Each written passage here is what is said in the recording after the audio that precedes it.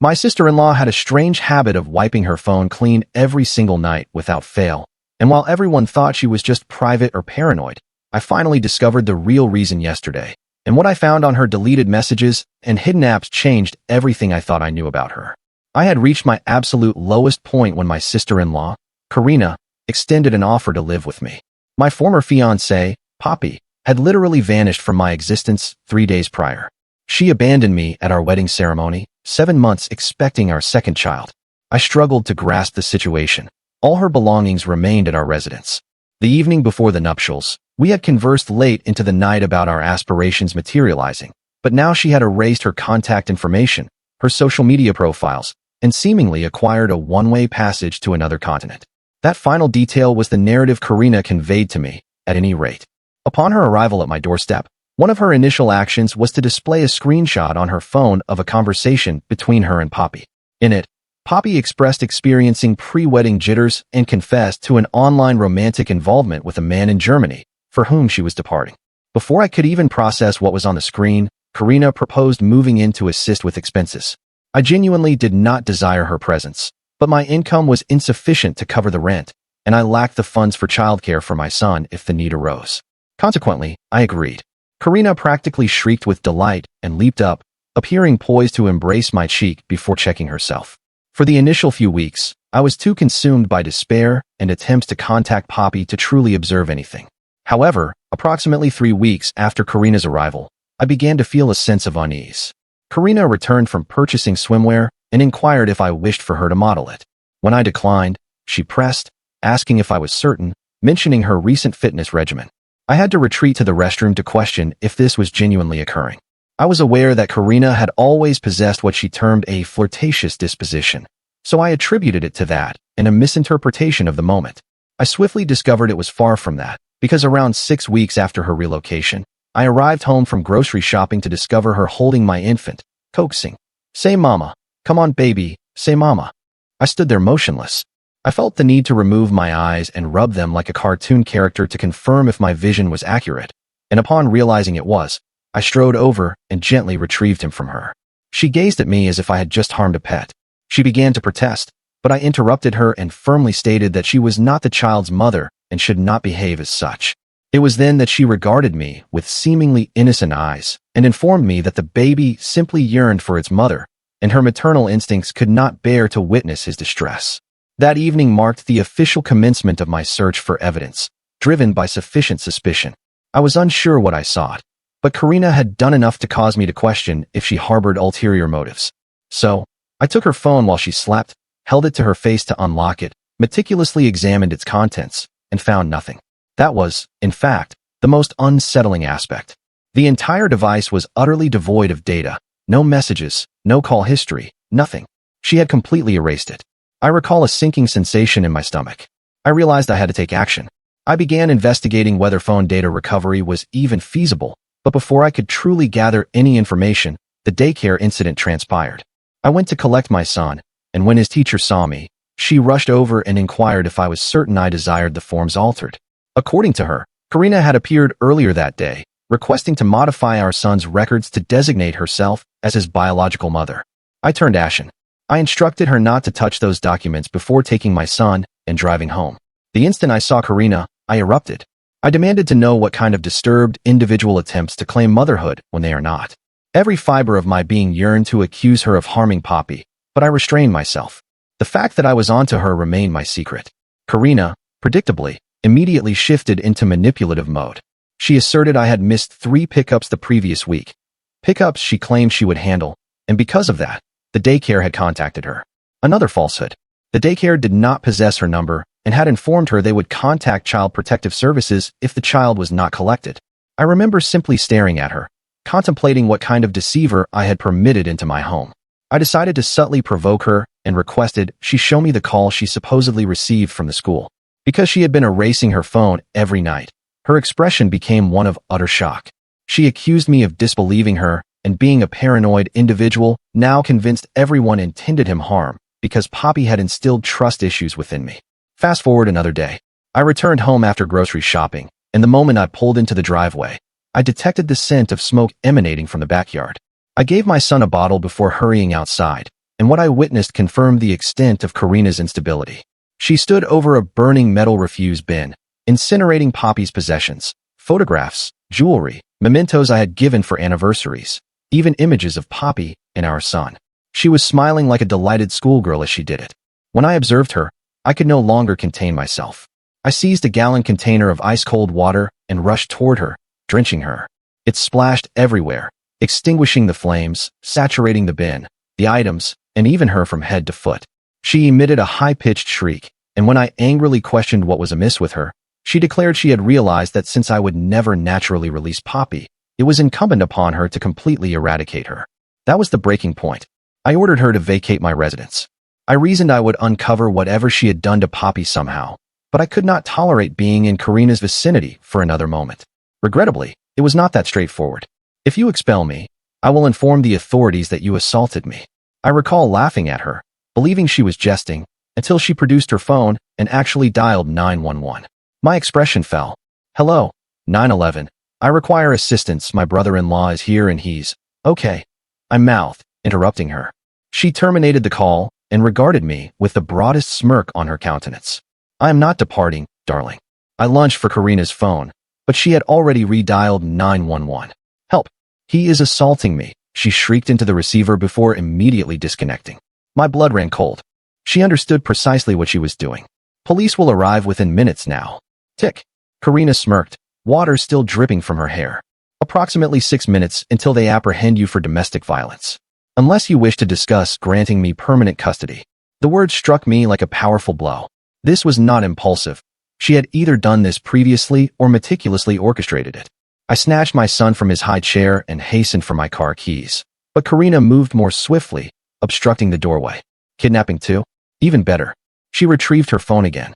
I already messaged Marcus that you were experiencing a breakdown. My brother, Marcus, of course. She had anticipated everything. Police sirens wailed in the distance, growing louder. That was when it became clear. She must have called them earlier, awaiting the opportune moment to stage this scene. I looked at my son in my arms, then at Karina's triumphant expression. The sirens were perhaps 2 minutes away now. Making the most agonizing decision of my existence, I entrusted my baby to her and bolted out the back exit just as police vehicles pulled into my driveway. From my neighbor's yard, I observed through the fence slats as 2 officers approached Karina. She had completely transformed. The smirk was gone, replaced by tears and trembling. She showed them the scorched belongings in the refuse bin, clutching my son while gesticulating wildly toward the house. Even from my vantage point, I could discern her act succeeding. The officer's demeanor shifted from routine response to protective concern. My phone vibrated incessantly. Marcus, cops at your house. Karina says you threatened her. Where are you? Then another. She says you've been spiraling since Poppy left. Dude, what's going on? And another. Just stay calm. I'm coming over. I required my laptop. All my documentation regarding Karina's conduct was stored there. Screenshots I had managed to capture before she erased her phone, notes about the daycare incident. But as I circled back toward the house, I saw Karina hand something to one of the officers, my laptop bag. She was communicating something to them, pointing at it, then at the house. The officer nodded, taking notes. She had presented my evidence as proof of my obsessive behavior. Of course, she had. My phone vibrated. Unknown number. Stop running. Check the attic. She doesn't know about the camera. Someone who knew the truth. My hands trembled as I reread it. The attic. The nanny cam we had installed when Poppy was expecting our first child. We had forgotten about it after relocating the nursery downstairs. The police were concluding their questioning. One officer remained with Karina while the other patrolled the property's perimeter. I waited until both returned to their vehicles, watching Karina wave farewell from the porch, still portraying the terrified victim. The moment their taillights vanished, she produced her phone.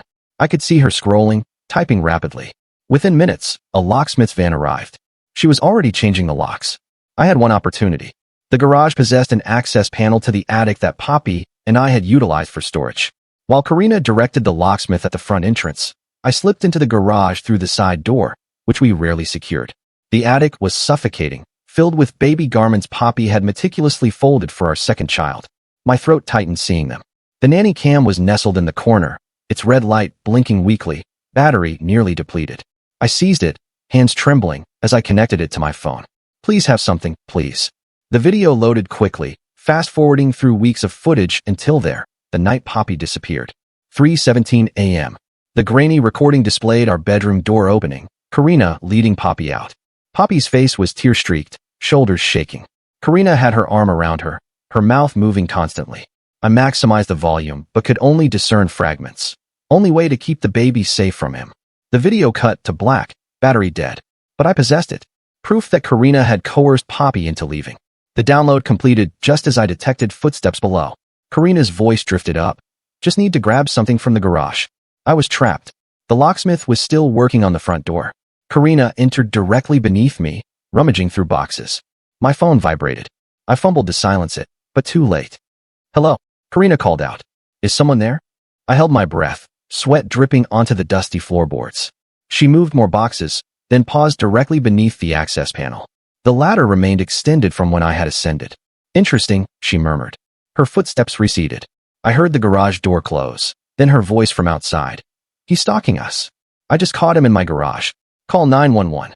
The neighbor's voice responded, concerned and urgent. More sirens in the distance. I scrambled through the attic to the opposite end, where it connected to my neighbor's garage through a gap in the insulation that Poppy and I had discovered during a renovation project. I squeezed through, dropping into their garage just as police sirens once again permeated the air. Bursting out of their garage, I ran for my car, but orange clamps secured both rear wheels. A GPS tracker blinked on my windshield. In the 2 hours since the police departed, Karina had filed an emergency restraining order. My phone rang. Sarah, Poppy's closest friend. Karina just left my house, Sarah said, breathless. She said Poppy's been messaging her about you being dangerous. She showed me screenshots. Sarah, those cannot be authentic. They have today's timestamp. Pictures of bruises. Messages about you threatening her if she didn't marry you. If Poppy was texting, she was alive. Sarah, I must see those messages. I am coming over. You cannot, Karina had stated. There is a restraining order. She will call the police if she sees you near me. Then meet me somewhere, please. Something is not right about those texts. Sarah hesitated. The park on Elm. 10 minutes. I ran. My car was useless now. An Uber would leave a digital trace. The park was 12 blocks away. By the time I arrived, gasping for breath, Sarah was already there, phone in hand.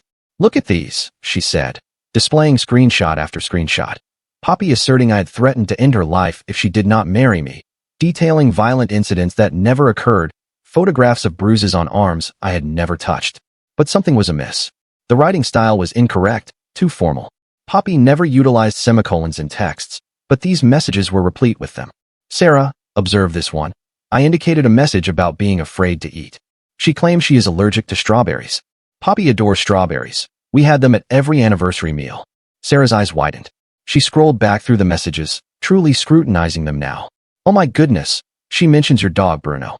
You do not possess a dog. Karina was making errors. She was impersonating Poppy. Before Sarah could respond, Marcus's car screeched into the parking lot. 2 police cruisers followed. Dude, you require assistance, Marcus said, approaching slowly as if I were a wild animal. Apprehend him. Officers kept their hands near their weapons. Karina presented me with your search history. Hiring assassins, private investigators. What in the world? Listen. No, you listen. You are alarming everyone.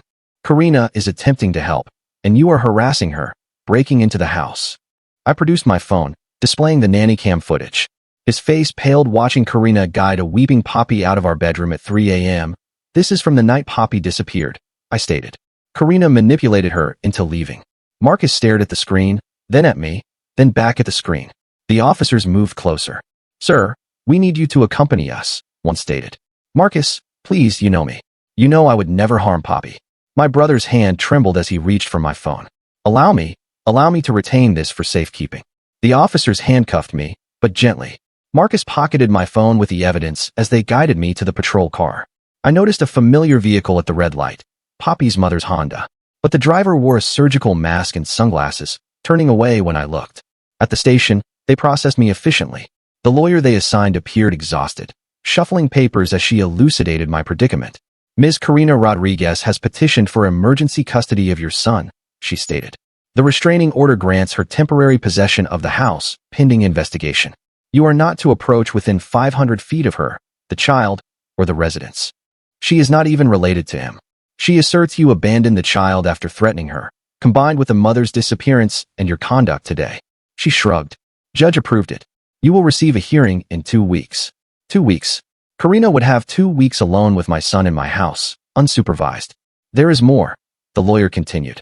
She has filed a report about you stalking her at a friend's house, breaking into her garage, and she provided evidence of obsessive behavior.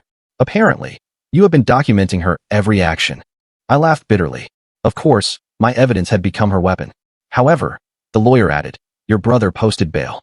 You are free to depart, but remember, violate that restraining order and you will be right back here. Marcus awaited outside, my phone in his hand.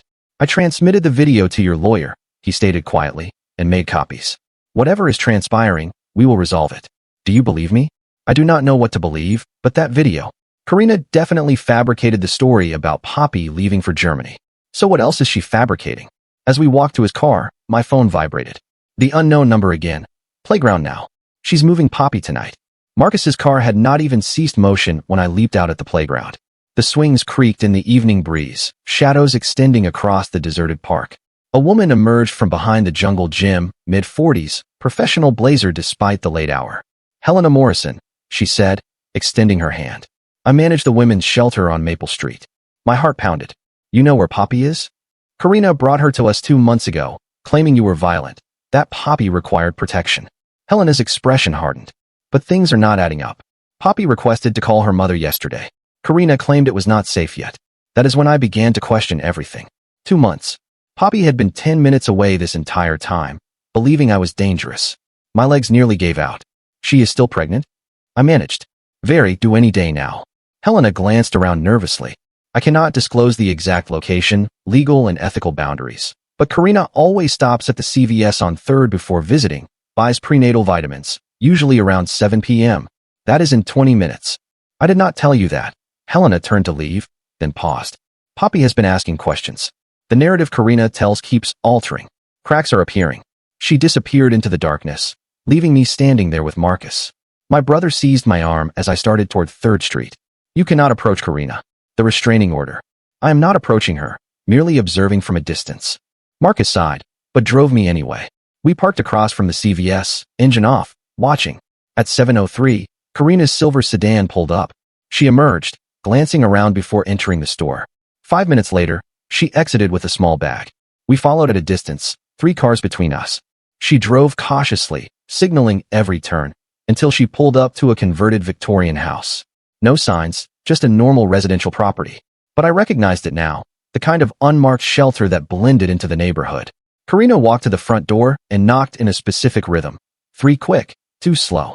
The door opened, and she slipped inside. I was out of the car before Marcus could stop me, creeping along the sidewalk opposite the house. Through a 2nd-floor window, I observed movement. A silhouette passed by, pregnant, moving with that distinctive waddle I knew so well, the way Poppy always placed her hand on her lower back. My phone vibrated. Marcus, get back here now. Cops driving by. I retreated to the car just as a patrol vehicle turned the corner. We drove away in silence, but I had seen enough.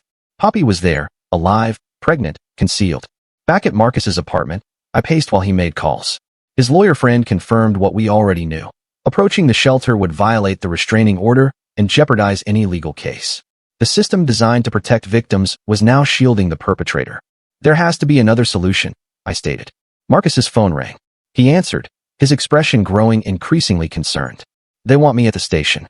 Karina had reported the phone stolen, the one with my evidence. But you made copies. Digital copies. They can claim they are doctored.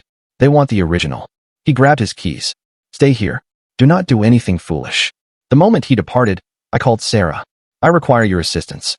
After what transpired at the park, the police interrogated me for an hour. Poppy is at a women's shelter on Maple. She believes I am dangerous because Karina has been feeding her falsehoods. Someone needs to inform her of the truth. Sarah was silent for a long moment. What do you need me to do? Volunteer at the shelter. Claim you are escaping an abusive relationship. Gain entry. Locate Poppy. Show her the truth. That is insane. Please. She is on the verge of giving birth, believing I am a monster. Our son is with a woman who is attempting to usurp our family. Another pause. Fine, but if I am apprehended, I am blaming you. The following morning, Sarah texted, I am in orientation for new residents at 10 o'clock. I spent the day at Marcus's, checking my phone obsessively. He had been released after questioning, but without his phone. The police were investigating the video evidence, which meant Karina had more time to solidify her position. At 2 p.m., Sarah finally texted, Found her. Oh God. She looks terrified. They told her you hurt the baby. My hands trembled. Karina had convinced Poppy I had harmed our son. No wonder she had hidden. Showing her videos of him from yesterday. Sarah's next text read, she's crying. Realizes she's been lied to. Then nothing for an hour. I was frantic when the phone rang. Unknown number. Hello. Oh God. I am so sorry. Poppy's voice, broken and sobbing. She said she saw you shake him. Said you would kill us both if I did not hide. I am so sorry. Poppy, where are you? I will come get you. I cannot leave. They will not permit me without Karina's authorization. She is my advocate. The rules. Her voice cracked. I am trapped. The line went dead. I stared at the phone, rage intensifying. Karina had imprisoned Poppy using the very system intended to protect her. Sarah burst through Marcus's door an hour later, face flushed. We simulated a pregnancy complication. Ambulance is transporting her to General Hospital. Karina does not know yet. I was already rushing for the door. Marcus attempted to stop me, but I pushed past him. Nothing would keep me from Poppy now. At the hospital, I found her in the maternity ward, Sarah standing guard. The moment Poppy saw me, she completely broke down. The baby is coming, she gasped between contractions. I thought I would have to do this alone, believing you despised us. I held her hand as she labored, both of us weeping. Between contractions, she recounted everything. How Karina had appeared that night, claiming to have witnessed me having a breakdown. How she had shown Poppy fabricated evidence, photographs of bruises, threatening messages, a video of someone shaking a baby that was too indistinct to identify. How she had driven Poppy to the shelter, promising to keep our son safe while Poppy remained hidden. She visited every day at first, Poppy panted. Showed me pictures of him, said you were deteriorating, that police were involved. Then the visits became less frequent. She began inventing excuses why I could not call my mother or friends. A contraction struck, interrupting her words. The nurse checked her progress. Almost time to push. That was when my phone exploded with messages. Marcus, Karina knows Poppy's gone. She's running. Then she took your son. Her car's gone. I looked at Poppy, deep in labor, then at my phone.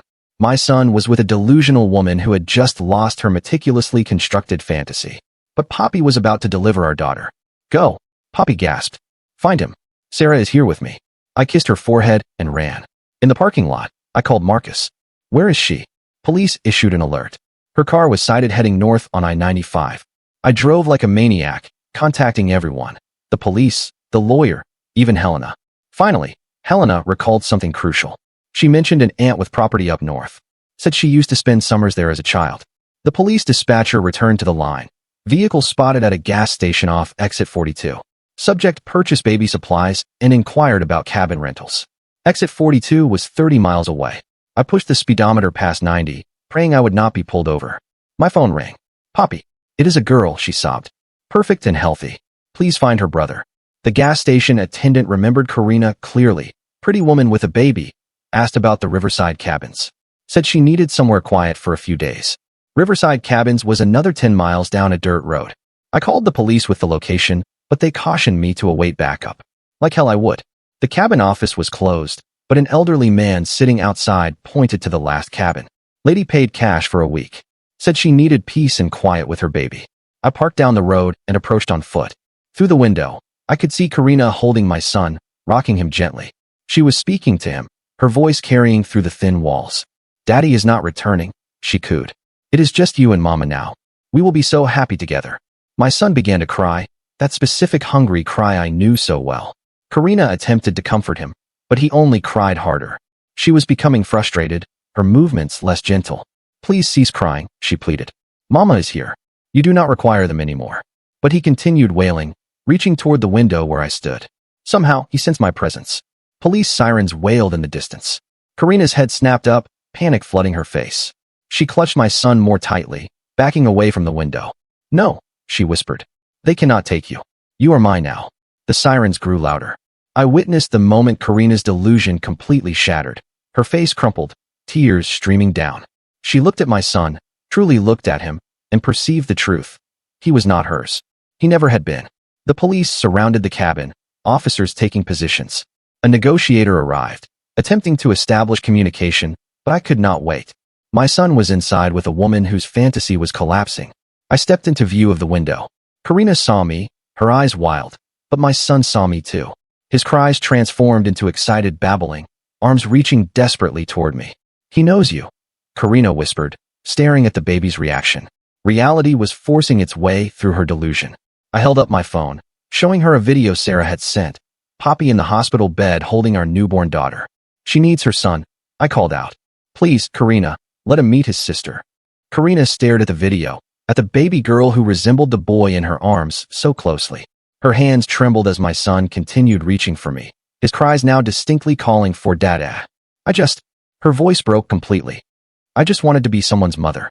The negotiator was speaking, but Karina was not listening to him. She was watching my son strain toward me, hearing him call for his father. The fantasy she had constructed was crumbling with each cry. She walked slowly to the door. The police tensed, weapons ready but not raised. The door opened, and Karina stepped out, my son still in her arms. I am sorry, she whispered, handing him to me. I lost my baby 2 years ago. I wanted what you possessed. The police moved in as I clutched my son, both of us weeping. He buried his face in my neck, small hands gripping my shirt as if he would never release it. Karina offered no resistance as they handcuffed her, her body limp with resignation. Is Poppy well? She inquired as they led her away. The baby? They are perfect, I affirmed. She nodded, tears still falling. Good. That is good. I drove to the hospital with my son, disregarding every speed limit. Marcus met us in the lobby, immediately capturing photographs to document that the baby was safe and unharmed, evidence for the forthcoming legal battles. In the maternity room, Poppy was holding our daughter, Sarah, beside her. The moment she saw our son, she completely broke down. I placed him gently on the bed beside her, and he immediately snuggled against her, one tiny hand reaching to touch his sister. My babies, Poppy whispered. Both of them. We remained like that for hours, our family of 4 together for the first time. Poppy's parents arrived, then mine, everyone crying and apologizing for having doubted me. The story emerged in fragments. How Karina had orchestrated everything, exploiting everyone's fears and assumptions. The prosecutor visited that evening. Karina was being charged with kidnapping, false imprisonment, and fraud, but she was also undergoing evaluation, her lawyer already advocating for psychiatric treatment instead of incarceration. She is unwell, the prosecutor stated. The delusion was complete. She genuinely believed she was protecting the children. I reflected on her final moments in the cabin, the way reality had shattered her fantasy. She was unwell, but she had also stolen months of our lives, traumatized our family, nearly obliterated everything. The following morning brought disarray. Karina's psychiatric assessment revealed severe delusional disorder, triggered by a miscarriage 2 years prior. She had fixated on our family as a substitute for what she had lost. The prosecutor explained this while I sat in the hospital cafeteria, exhausted from sleeping in a chair between Poppy's and our son's beds. She is facing kidnapping, false imprisonment, and fraud charges, he stated. 20 years minimum. But her lawyer is advocating for psychiatric treatment instead of prison. I watched my son play with a plastic spoon, completely oblivious to the ordeal he had endured. He kept looking around for Kina, the only caregiver he had known for 2 months. It broke my heart each time. Poppy struggled to leave the hospital room. 2 months of psychological manipulation had left profound scars. She would startle at footsteps in the hallway, convinced Karina would appear and abduct our daughter. The nurses had to constantly reassure her that security was vigilant, that no one could enter without authorization. We finally returned home 3 days later, but home no longer felt secure. Karina had resided there, touched everything, altered things. Poppy could not sleep in our bedroom.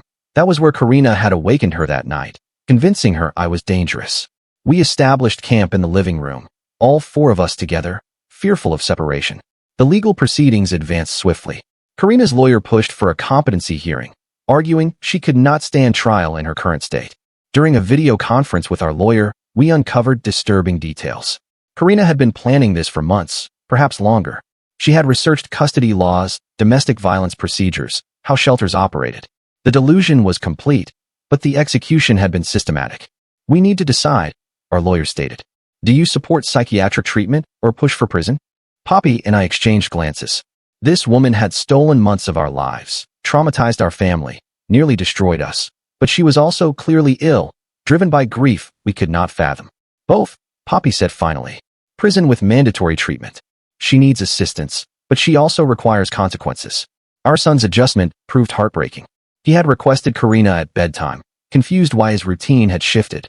We showed him photographs of us together before everything occurred, attempting to reconstruct memories Karina had overwritten. Some nights, he would awaken crying, reaching for someone who was not there. The prosecutor called 2 weeks later. Karina had agreed to plead guilty to avoid trial. The judge would decide between prison and a psychiatric facility at sentencing. We would have to appear, provide victim impact statements. The thought made Poppy physically ill. Marcus became our anchor during this period. He had taken leave from work, assisting us in navigating the legal system while managing daily life. He would hold the baby while Poppy showered, play with our son while I handled phone calls with lawyers. Without him, we would have been overwhelmed. Sarah remained close as well, visiting daily with groceries and emotional support. She had been questioned extensively about her role in aiding Poppy's escape from the shelter, but Helena had vouched for her, explaining the circumstances. No charges were filed, though Sarah admitted she still experienced nightmares about that day. 3 weeks after the cabin incident, we attended Karina's sentencing. She appeared different, medicated, calmer. The wild desperation had vanished from her eyes.